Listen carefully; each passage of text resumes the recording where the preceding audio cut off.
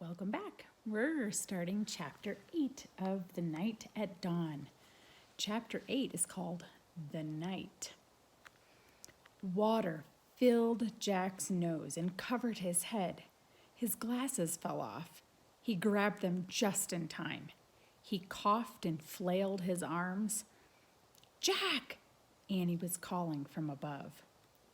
"I'm in the moat," said Jack, gasping for air.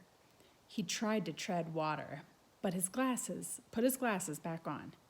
With his backpack, his shoes, and his heavy clothes, he could hardly stay afloat. Splash! "Hi, I'm here," Annie sputtered. Jack could hear her nearby, but he couldn't see her. "Which way's land?" Annie asked. "I don't know. Just swim." Jack dog-paddled through the cold black water. He heard Annie swimming too. At first, it seemed as if she was swimming in front of him, but then he heard a splash behind him. "Annie?" he called. "What?" Her voice came from in front, not behind. Another splash behind. Jack's heart almost stopped. Crocodiles? He couldn't see anything through his water-streaked glasses. "Annie," he whispered. "What?" "Swim faster."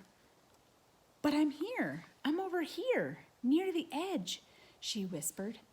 Jack swam through the dark toward her voice. He imagined a crocodile slithering after him. Another splash, not far away. Jack's hand touched a wet, live thing. "Ah!" he cried. "It's me. Take my hand," said Annie. Jack grabbed her hand. She pulled him to the edge of the moat. They crawled over an embankment onto the wet grass. Safe. Another splash came from the moat waters. "Oh, man," Jack said. He was shivering all over. His teeth were chattering. He shook the water off his glasses and put them back on.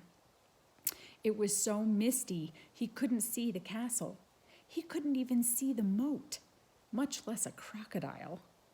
We made it," said Annie. Her teeth were chattering too. "I know," said Jack, "but where are we?" He peered at the foggy darkness.